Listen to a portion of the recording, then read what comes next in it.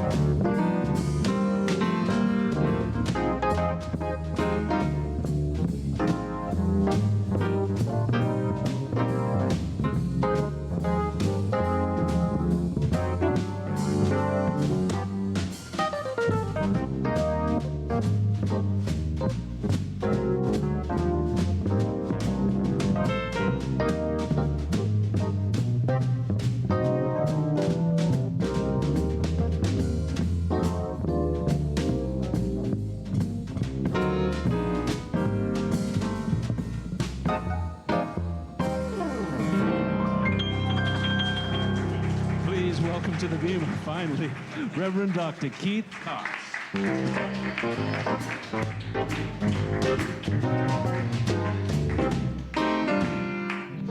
Yes.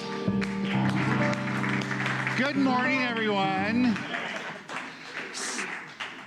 What are you giggling about? So we're so happy to have with us today, Stuart Elster is back. Stuart Elster. Always a joy and a pleasure to have you here. And I've asked Stuart, we're going to do our best to know going forward when you're performing in LA, because many people want to see you when you're at that club that we've talked about, right? That club. So I'll do my best to keep that for our news. So we'll have that up to date so you'll have it in our newsletter. Also, Gaia Zule is back with us this morning on percussion. Pete Orlansky on bass. And the one and only Andrew Belling on keyboards in the back. So happy Sunday, everyone. Happy to see you all. Are you all happy to see yourselves and to see me? You're seeing yourself in me as I see myself in you. The truth is that is one of the basic tenets of our teaching here. Who are we? We are the Center for Spiritual Living Los Angeles. And we come together every Sunday morning here in our home at 1200 North La Brea Avenue to commune. What that means is that we come together to be reminded of who we are as a spiritual being having a human experience. Here at the Center for Spiritual Living Los Angeles, we primarily focus on and practice the teachings of the science of mind, which is a new thought, philosophy, faith, and way of life that is focused pretty much on the book called The Science of Mind that was written by Dr. Ernest Holmes and published in 1926. It's a broad overview of a universal approach to how we as spiritual beings individualize what we believe is only one power. We often call that power God, but you can also call it the thing itself, or life, or light, or peace, or power, or beauty, or joy, or wisdom. Those are all qualities of this power that we are both imbued with and we express them through our actions, our reactions, and our interactions with life itself, and we experience it through our thoughts and our beliefs in life, and we get to see what we believe in life based on our actions, reactions, and interactions in life. So it's the cyclical thing that takes place, which is what we believe shows up in form. We get to see what we believe by looking at form. And as we look at form, if we don't like what we see, and I'm not talking about when you look at me as form, I'm talking about form in general, then it reflects back to us our beliefs, and we can change our thinking and change our life. So this morning we come together to remind ourselves that we are spiritual beings and that we are living in this universe, and we do have choice as contemplative beings, and that we get to honor that within each and every one of us. We welcome all sizes, all colors, all ages, all cultures, all sexes, all beliefs, all sexual orientations. In essence, all types of people are welcome here, and we celebrate you no matter your philosophy or your faith or your way of life. If you're here for the first time or if you're a regular, we're happy you're here. And as our beloved founding minister used to say, Dr. David Walker, we welcome one and we welcome all. So something that I used to really dislike doing, and I don't even like it when I do it at A Course in Miracles, so I'm going to invite you all to do it right now anyway, which is just take a moment and honor the divine in each other by saying hello.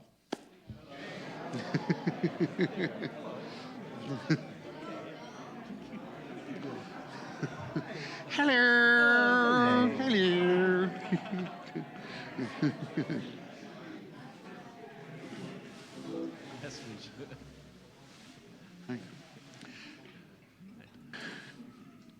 All right, so not only do we appreciate and honor life in the human form that's here today, but we also do so honoring sentient beings. And oftentimes we have visitors here that are of the four-legged nature. So you might hear them expressing ourselves today. We have Cupid over here. We have Snoopy in the back. And sometimes Sunny shows up as well. So if they express themselves, that's just them letting everybody know they're here. They're taking care of each other and their parent, their human caretaker, or vice versa, and all of us. So just want you to be aware that that's taking place, all right?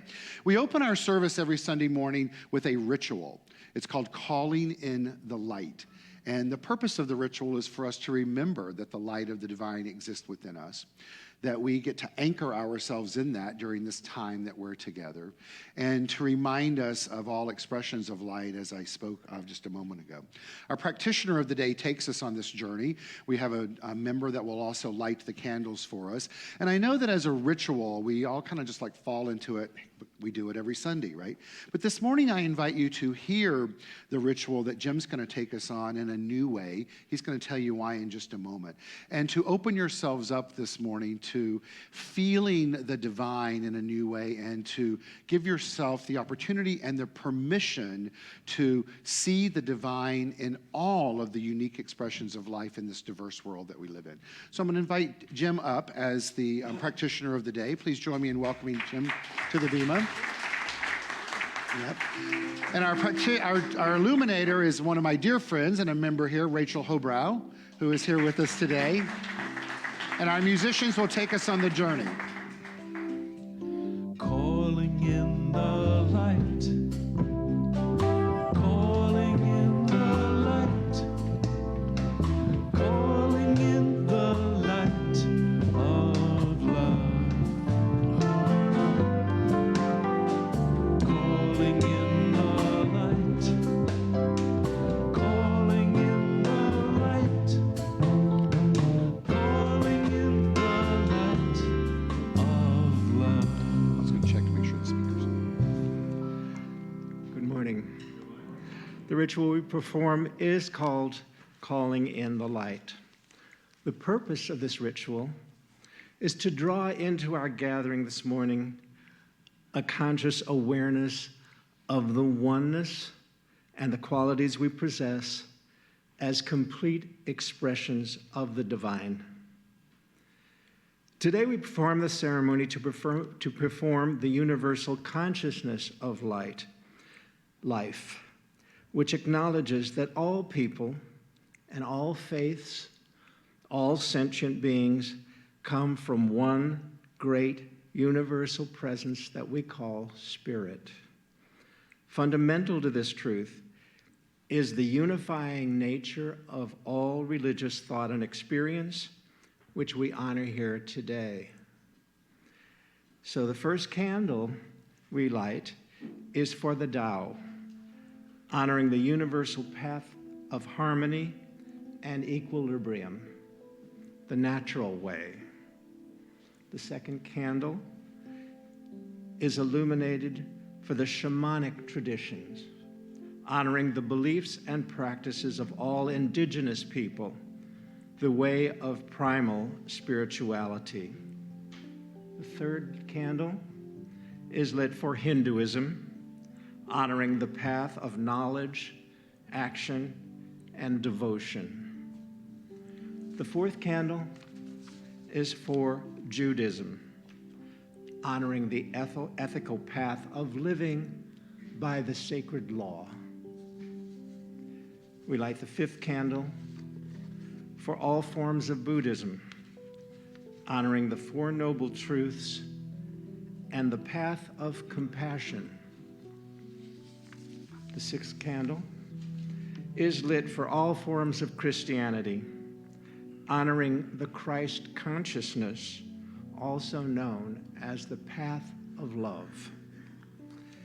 The seventh candle is lit for all forms of Islam, honoring the path of submission to the will of God as the highest calling. And we light the eighth candle for the universalistic religion of Baha'i, honoring the path of unity and peace. And the ninth candle is for all forms of New Thought, honoring the metaphysical path of mental healing through the practice of universal spiritual principles.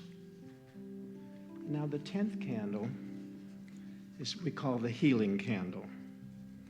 And we ask you to take a moment and think of anyone you would like to silently put into the light of the healing flame to experience the eternal and everlasting love of the divine. I am love. I am love. I am peace. In my heart, I am free. I am spirit. I am soul. All together, we are whole. Calling in the light. Calling in the light. Calling in the light of love. Calling in the light. Calling in the light. Calling in the light of love. And so it is. And so it is. And so it is. Yes, and in this moment of openness, of peace, let's have a spiritual mind treatment, an affirmative prayer.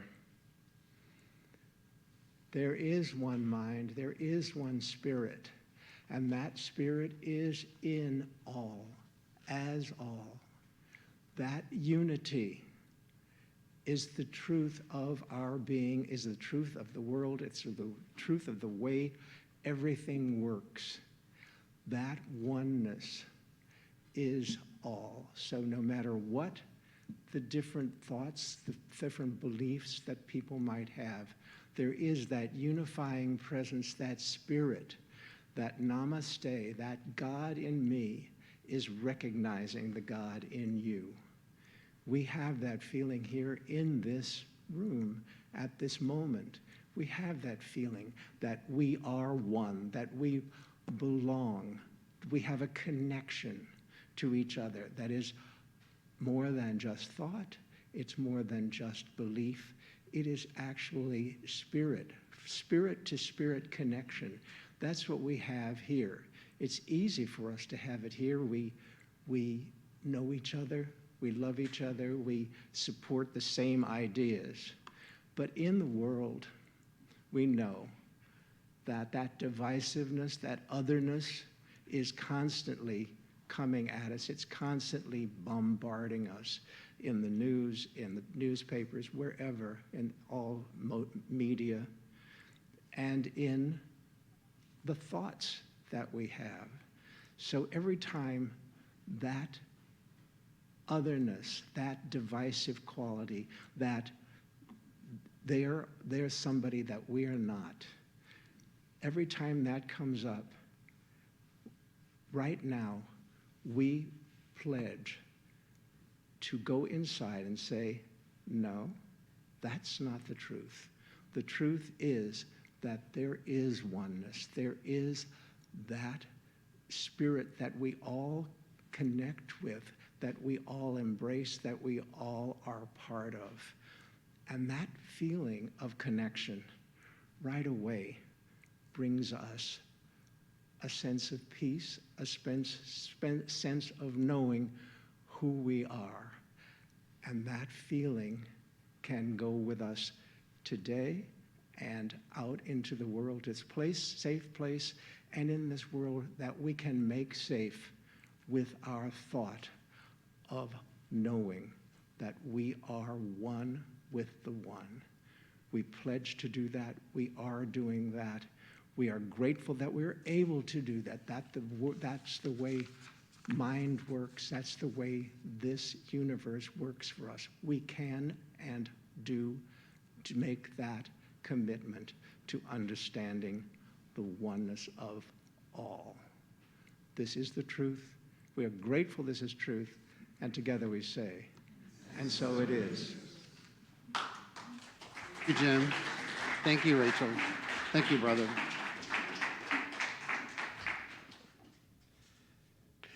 So I asked Jim specifically to do the Flames of Faith because if you've been aware of anything going on, certainly in the United States this week, you know that there's been a great deal of divisiveness, which I'll speak personally, had me unsettled for a few days. So I know if that's the case for me, that's the case for many others. So I invite you during those times to, as if it were to continue through the days ahead and potentially this election cycle, to remember this Flames of Faith and remember this ritual that we did, and know that one great thing that we practice in this philosophy and this faith and this way of life is that our thinking indeed changes the world. We know it's not enough, but it's certainly a great way to start things. So, didn't take a moment to say hello to those of us that are online. Let's say hello to those watching online and on Facebook Live. We're glad to have you join us through the world of technology, and it's a pleasure to have you with us. Speaking of pleasure, this next song that Stuart and the group's going to do is beautiful. I heard it earlier, and hopefully it will bring you pleasure, as it always does for me to hear this band together. So, Stuart, Andy, Guy, and Pete.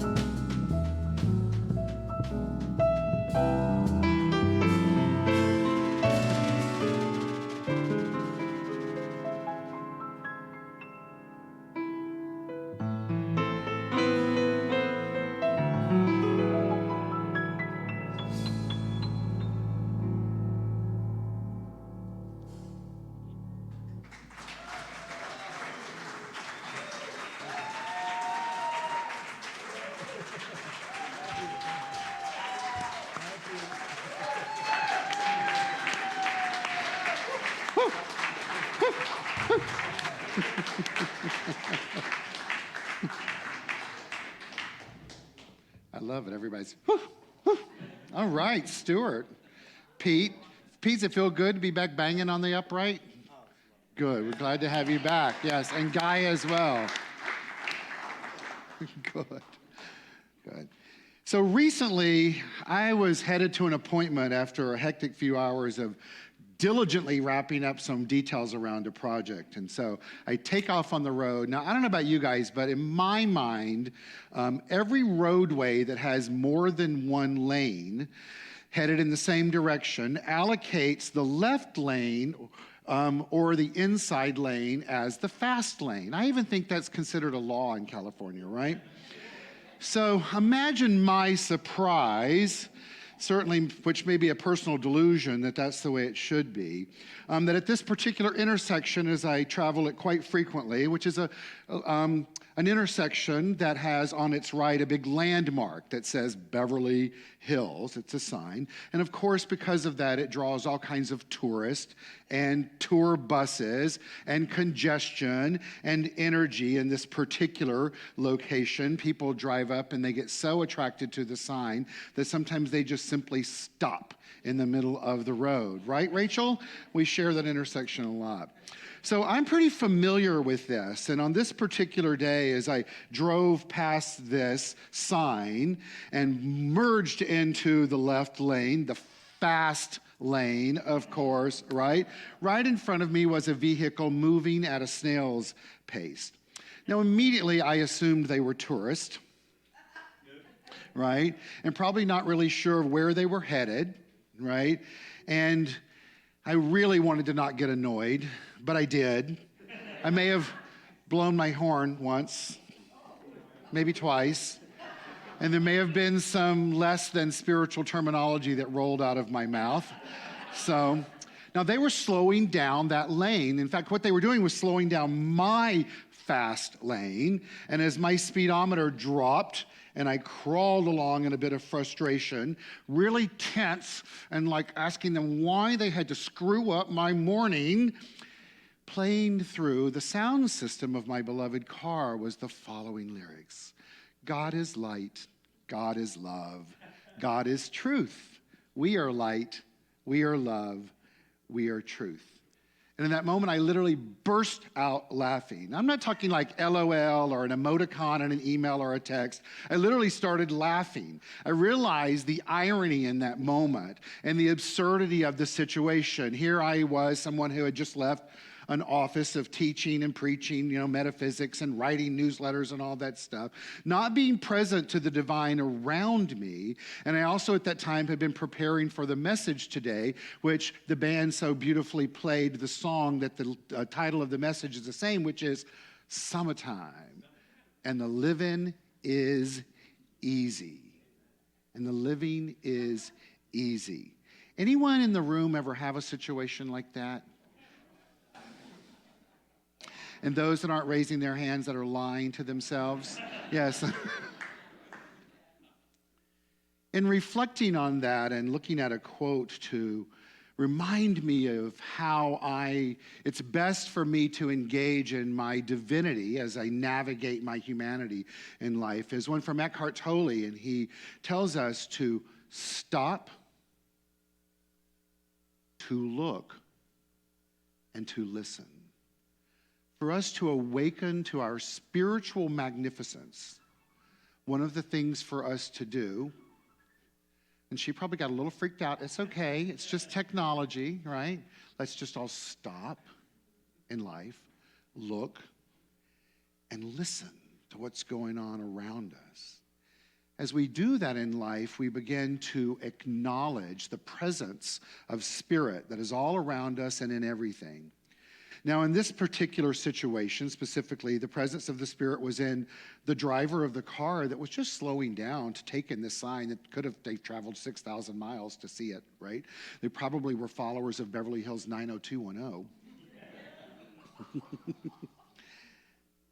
But the Spirit and the presence of the Spirit was in that individual.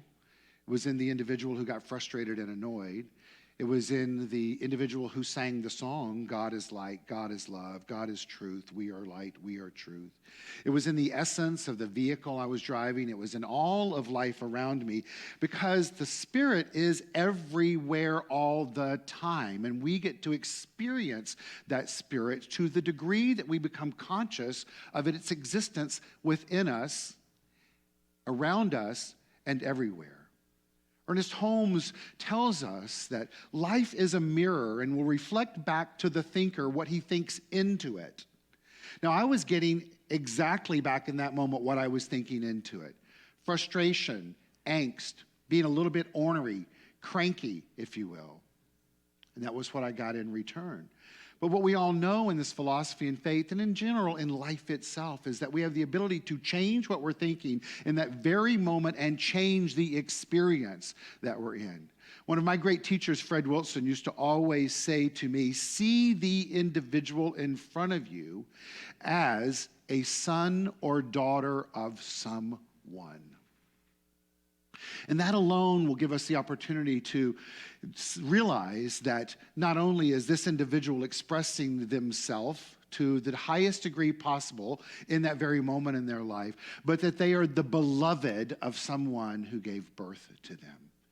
And to just take a step back and see anew the individual of the expression of life that is before us, no matter what their behavior is in that very moment.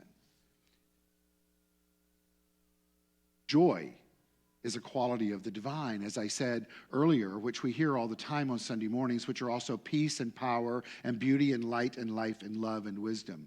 But for you and I to experience more of that power that exists within us, stepping into joy is a great way to do that. Now, you all have heard my acronym for joy before, which is just open yourself. So I invite you this morning in this very moment to take a deep breath. Exhale. Let's do that one more time. Let's do it as we do in meditation, where we inhale to the count of 4, hold to the count of 2, and exhale out through the mouth to the count of 4. Ready? Inhale through your nose. 1, 2, 3, 4. Hold. Exhale. 1, 2, 3, 4, and then stop. Look. What's going on around you? Listen.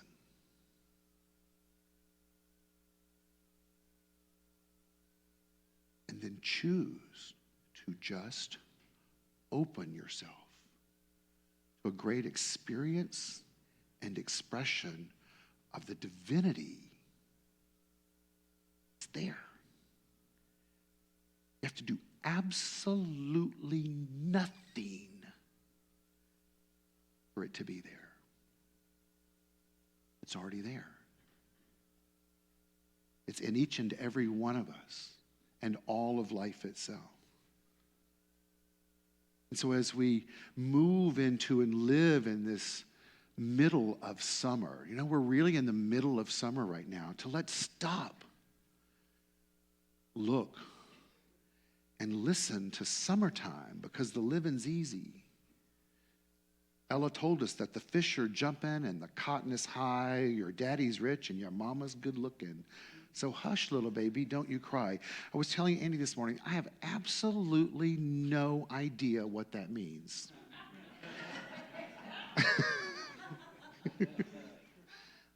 However, I've decided to interpret it in a way that what we're being told in that song is to literally just slow down. To just slow down, to breathe into life as the rhythm of a sweet Georgia summer day is like, where it's hot outside and it's the time to just really take in the nature of nature.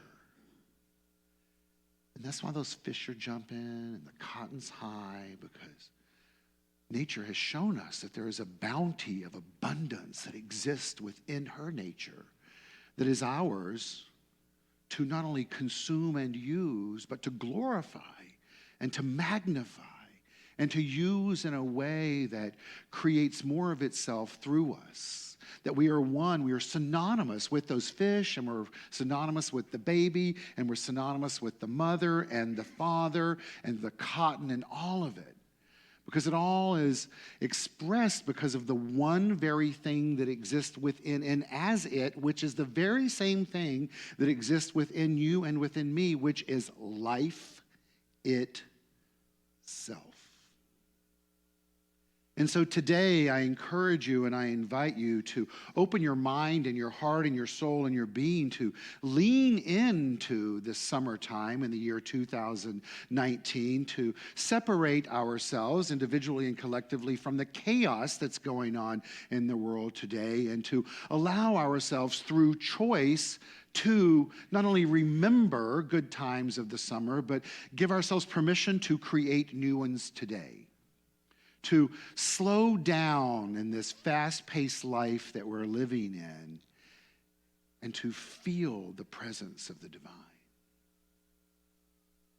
To open ourselves up to letting Spirit reveal through us a reminder of who we are as a perfect, a whole, and a complete being of this power and this presence. Now, I've spoken of this before, and I remember all the way back into the early 80s when I first got into this teaching of hearing that statement and reading it of where you, an expression of Spirit, including all of us, you meaning me, because remember, I'm a mirrored reflection of you, and you're a mirrored reflection of me. At the very essence and core of who we are perfect, capital P-E-R-F-E-C-T. Now, think about that for a moment. That you're perfect as you are. That's meaning both internally, energetically, soulfully, spiritually, as well as externally, because your external is a reflection of your internal. It doesn't mean that we don't each have the capacity to choose anew and alter the external, but the purpose of altering the external is to reflect the perfection that exists in the internal. Not to alter it in some way because we're feeling less than or incomplete or as we're not enough. It's to dive into a greater communing with the power that exists within us already, whose nature is perfection, wholeness, completeness, oneness, and then reveal that through the external, both in our physical body and our body of affairs. And then to hear anew that you are whole, W-H-O-L-E,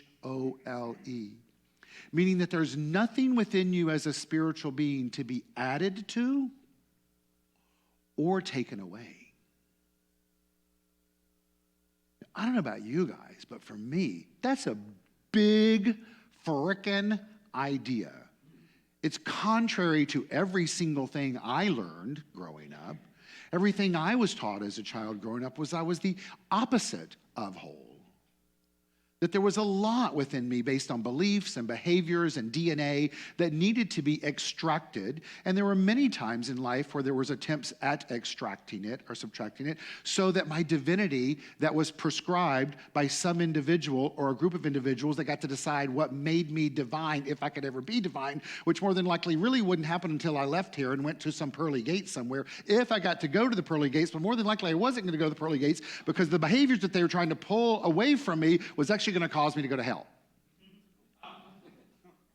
Visited it a couple of times, kind of liked it, had a good disco beat behind it, but that's another whole thing. But already what we're told in metaphysics and universal spirituality is that we're already whole. We're already, there's nothing that can be added or taken away from that, which then leads to the third part of that statement is that we're complete. That we're complete. You're complete. So what does that mean if you're complete as a spiritual being? It means that you really don't have to do anything to become more spiritual. Yet, because we're contemplative beings, because we have the ability to think, and as we think, we've learned, not just spiritually, but scientifically, that our thinking impacts our external experience, then as we all choose to awaken to our spiritual nature, not just our spirituality, which can't be changed, but our nature as spiritual beings, and that we can impact that through our thinking by believing that we are perfect and whole and complete already and acting in accordance to that, then indeed our living gets easier. So it doesn't just have to happen in summertime, but summertime's a great way to do that, but that we get to reap the rewards of our thinking in a way that reflects our innate nature. I think that's pretty cool. How about you guys? That we live in a universe that the law, it reflects it. As Ernest said, life is a mirror. That we do get to slow down. Now, this reminds me of the story of the hare and the tortoise. Anybody remember that story? Well, I'm going to read it for you. I didn't really remember it. I thought I did till I researched it. But I'm going to read it for us this morning to remind us about how we have the opportunity to choose the pace of life that we're living. A hare, H-A-R-E, was making fun of the tortoise one day for being so slow. Do you ever get anywhere? He asked with a mocking laugh. Yes, replied the tortoise, and I get there sooner than you think. I'll run you a race and prove it. The hare was much amused at the idea of running a race with the tortoise, but for the fun of the thing, he agreed. So the fox, who had consented to act as a judge, marked the distance and started the runners off. The hare was soon far out of sight. And to make the tortoise feel very deeply how ridiculous it was for him to try to race with a hare, he lay down beside the course to take a nap until the tortoise should catch up. The tortoise, meanwhile, kept going slowly but steadily, and after a time passed the place where the hare was sleeping. But the hare slept on very peacefully, and when at last he did wake up, the tortoise was near the goal. The hare now ran his swiftest, but he could not overtake the tortoise in time. The moral of the story, the race is not always to the swift. Now, you think I may have shared that story to bring it back to the correlation of me screaming in my car with the pedestrians and the tourists and all that, but it's not. I wanted to read that to us to remind us that no matter where we are on our journey of personal self-empowerment through a spiritual awakening, that it's all about one step, one belief, one action, one reaction, and one interaction at a time. And then the next, and then the next, and then the next. And as we do that, we will begin to build a consciousness that is founded in an awareness and an acceptance of our spiritual nature of being perfect, whole, and complete. And that when we feel as if we're not perfect, whole, and complete, as if we're not enough, that we can forgive ourselves, take a deep breath by stopping, by looking, by listening, by opening ourselves up, and take the next step, and the next step, and the next step. And at some point in life, we'll know within the very depths of our soul that when we tell ourselves, yes, I'm perfect, whole, and complete, we'll believe it. We don't have to affirm it again and again and ask ourselves, is it true? We'll know with every fiber of our being who and what we are. In an interview at 81, Maya Angelou, as she was growing frail, but as a revered poet, everyone knows who she is. She was growing frail, but she decided to give an interview. The interviewer said to her, "How are you, Maya?" Miss Angelou rose and looked at her with that misty beat and said, "I'm fine as wine in the summertime." Here's a woman who was moving close to the end of her life. But she was awake. She was alert. She chose to know who she was and be proud of not only the gifts that she had shared, but to know that within her that there was nothing that was taking place that was known as dis-ease or disorder or discomfort. And none of that affected who she was as an expression of humanity as a spiritual being. What we're being told here is to consciously awaken ourselves to know and to know and to know who we are as divine beings. And the way to do that is through faith and to use the law of life as a mirror with this faith. Faith is unseen but felt. It's a strength that we feel when we have none. It's hope when all seems lost. Faith is the light that guides you through the darkness. Several months ago, I gave a talk on faith, and my acronym for faith was Finding Answers in the Holy. And so what I invite you to do today on this day in July of 2019 is to ask yourself, what is holy in your life? What is it that you revere at this time in your life that awakens within you peace and power and beauty and joy and light and life and love and wisdom? And are you willing to choose to open your mind in a new way to not only know who you are as a divine being, but to know who each and every individual that walks this planet is in a new way? Not just those that are sick or that are hurting or doing well, but all aspects of humanity.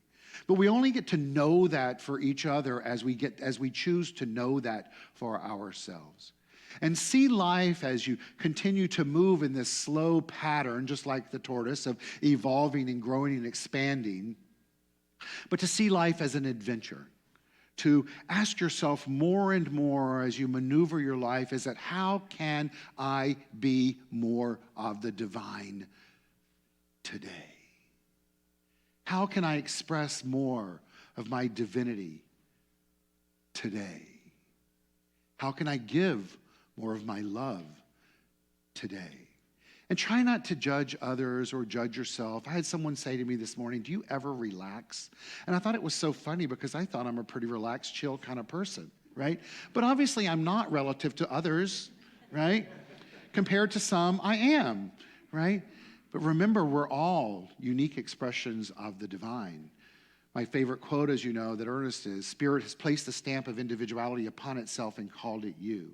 So you and you and you and you and you and you and you and you and you and you and you and me and you and all of those of you online, you were all those perfect individualized expressions of the divine. And we have the opportunity before us to know that and to know that and to know that and to give it and to give it. And as we give it, we will get the opportunity to receive it.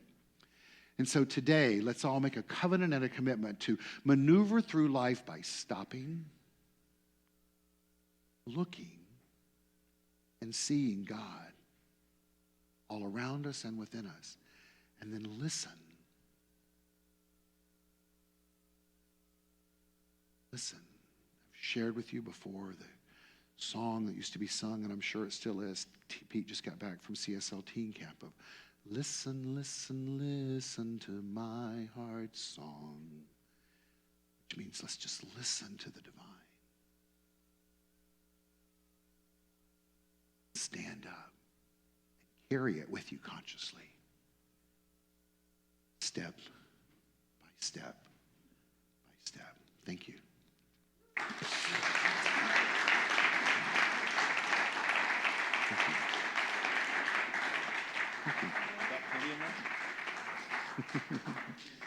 Is that the name of the next song? How ironic. So the title of the next song is to remind you that you want to not believe it, which is I got plenty of nothing, right? Isn't that the title of it?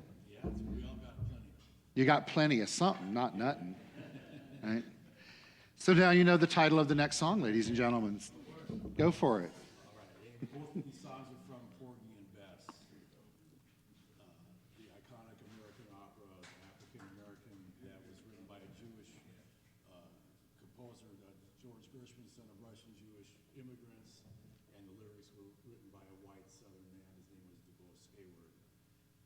Just ironic facts. DuBose actually was pushing George. That was a lifelong dream of George to write this opera, and he kept putting it aside because he was very successful writing Broadway shows, and it was always in the back of his mind. But then DuBose, the lyricist, they were a lot of letters back and forth, were saying, "Come on, let's get this done, let's get this done." And finally, once DuBose said, "You know, I'm out. If we can't do this, we're not gonna. I'm gonna just drop out." So George went up to the Catskills. It took a couple, 3 months to finish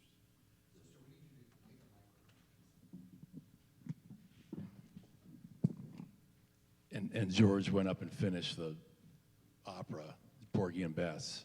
And they actually produced the show, and in the 1930s, they took it on the road, and it was not a successful run. They had to fold it after about 12 or 13 weeks to pretty mediocre reviews. But then in the 50s, it was resurrected again on stage and as a motion picture. Sidney Poitier, Dorothy Dandridge, Pearl Bailey. And my favorite version of that is that Miles Davis recorded an album of Porgy and Bess, and the arranger was a man named Gil Evans. It's a big band, a beautiful arrangement that I've worn out the LP twice already. So I recommend everybody listen to that. It's just fantastic.